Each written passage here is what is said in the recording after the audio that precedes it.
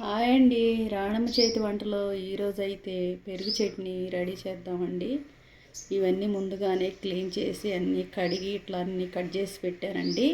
ఇప్పుడైతే పెరుగు చట్నీ తయారు చేద్దాం. వీడియోలోకి అయితే వెళ్ళిపోదాం, చూద్దాం రండి. ఇప్పుడైతే ముందు స్టవ్ ఆన్ చేసుకుందామండి. గిన్నె అయితే పెట్టేసుకుందాం.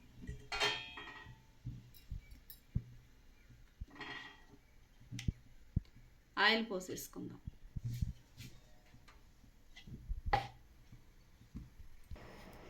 ఆయిల్ అయితే ఏడెక్కిందండి. పోపు గింజలు వేసేసుకున్నాం. ఎండుమిరపకాయలు, ఆవాలు, పచ్చెనపప్పు వేసేసుకున్నాం.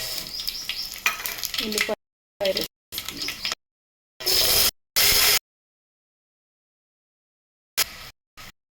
జీలకర్ర కొద్దిగా వేసేసుకున్నాం. పచ్చిమిరపకాయ ముక్కలు కొన్ని వేసేసుకున్నాం. కరివేపాకు కూడా వేసేసుకున్నాం. ఇప్పుడు ఇవన్నీ ఇలా కొంచెం వేగేలాగా తిప్పుదామండి. దీనిలో కొంచెం ముందుగా ఉప్పు వేస్తే త్వరగా వేగిద్ది. కొంచెం అయితే ఉప్పు వేసేస్తాం.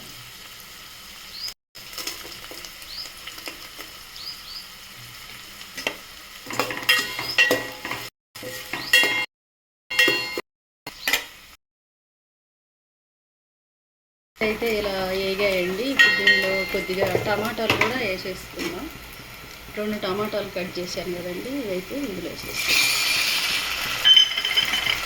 ఇవి కూడా కొంచెం సేపు మగ్గనెట్టాలండి. కల్లుప్పు కొంచెం వేసేసుకున్నాం. కొద్దిగా పసుపు,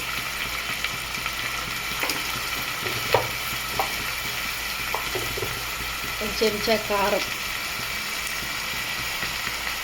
ఇవన్నీ వేసాను కదండి. ఇట్లా కలుపుదాం. కొంచెంసేపు మగ్గనిద్దామండి. పెట్టేసుకుందాం.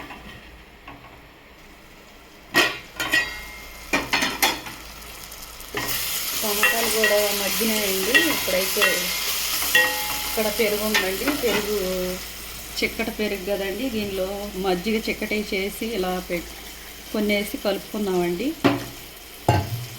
కలిపి ఇలాగా దీనిలో అయితే పోసేసుకుందాం.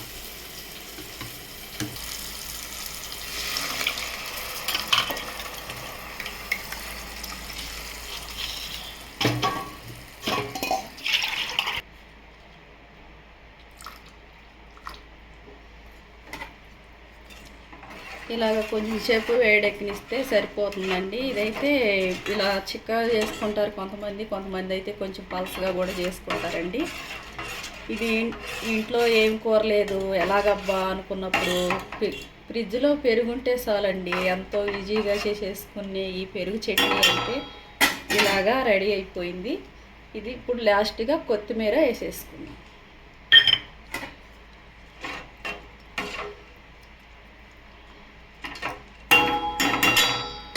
కొంచెం కొద్దిగా వేడెక్కితే సరిపోతుందండి. పెరుగు చట్నీ అయితే రెడీ అయిపోయింది. ఇంతేనండి, పెరుగు చట్నీ అయితే ఇలా రెడీ అయిపోయింది కదండి. ఈ వీడియో అయితే మీకు నచ్చినట్టయితే ఒకసారి చేసుకొని చూడండి, లైక్ చేయండి.